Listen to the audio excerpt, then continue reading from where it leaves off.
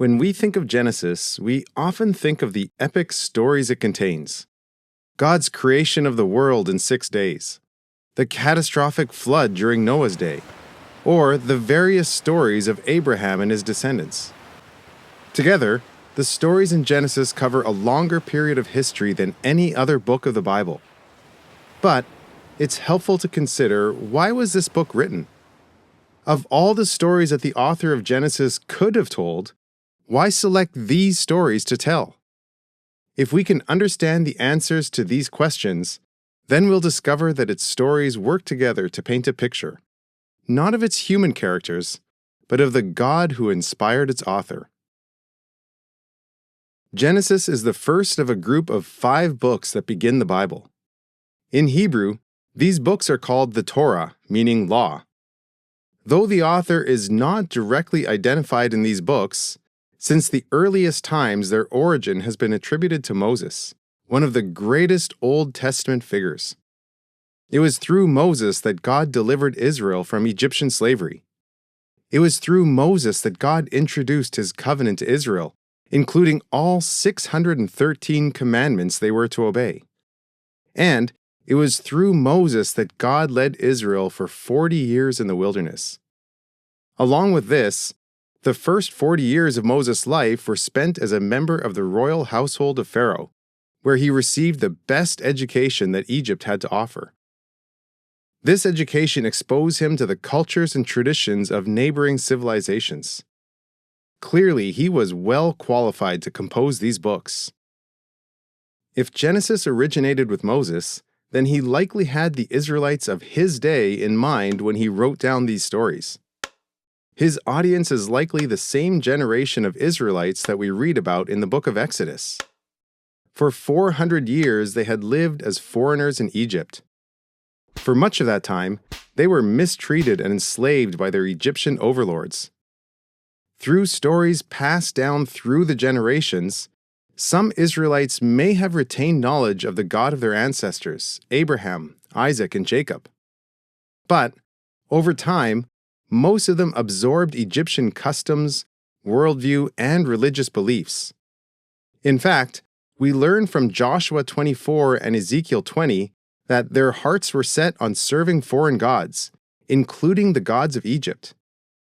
To understand the Israelite worldview at this time, let's look back at the ancient Egyptian beliefs about the world, their gods, and humanity. During the days of Moses, Egypt had a well-developed creation mythology.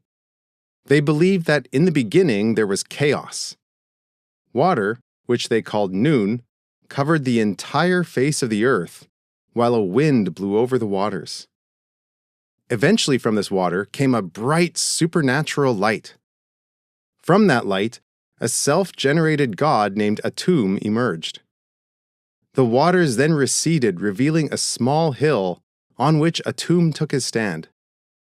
From there, Atum birthed other gods and goddesses, each of whom became manifest in a specific element of the material world.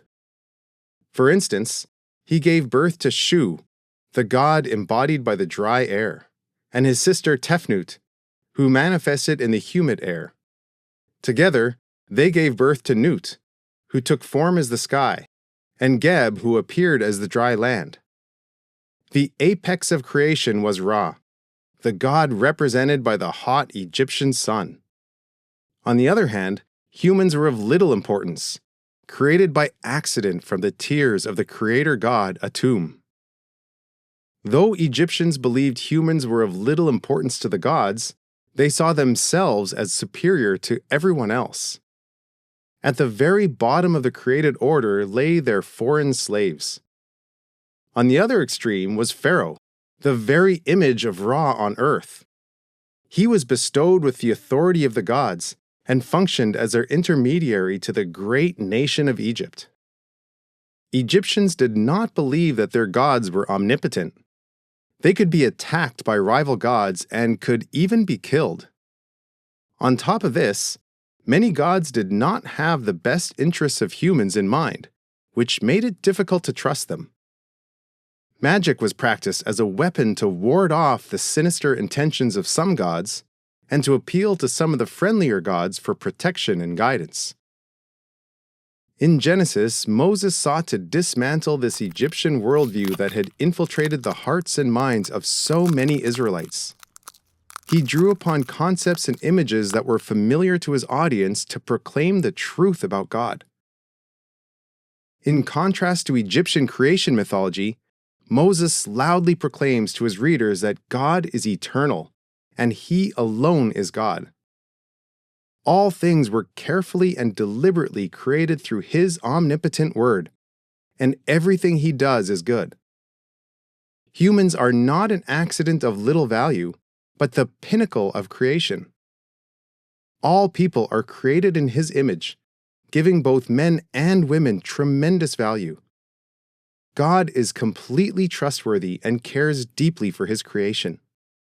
However, Genesis also teaches that humans go wrong when they do not trust in God, but instead do things their own way. But this human rebellion only shines more light on God's grace and mercy. Rather than giving up on humans altogether, God graciously reaches out to a former idol worshiper named Abraham, the common ancestor of the Israelite readers. To him, God makes a covenant, the most binding of promises, to restore all people to a state of blessing, beginning with him and his descendants. All God requires in return is a life trusting in His goodness and walking according to the truth of His word, which the New Testament authors call faith. This lifestyle is modeled in Genesis through the lives of imperfect people, namely Abraham, Isaac, Jacob, and Joseph. The original Israelite readers of this book were first-hand witnesses to the Exodus. The events surrounding the Exodus confirm the nature and character of the God revealed in Genesis. Taken together, they show unequivocally that God's power exceeds that of any king and any other so-called God. They also demonstrate that God's words are trustworthy and that He cares for them, even in the midst of difficult circumstances, just like He did for their ancestors. However, when challenges to their faith inevitably arise, the question remains: will they continue to trust in Him? Like the original readers, we too can know God's character by looking at the things He has done. The same eternal God who created everything with only His word has also promised His blessing to those who trust Him by following His same powerful word. Today, we face the same pressing question as the original readers. When the next challenge to our faith arises, will we continue to trust Him and His word? When we walk before God in obedient faith, trusting in His promises and unchanging character, we will inherit the blessing of the Genesis effect. If you found this video helpful, please do like and subscribe, as it allows us to reach more people. Our videos are made possible by donations from viewers like you.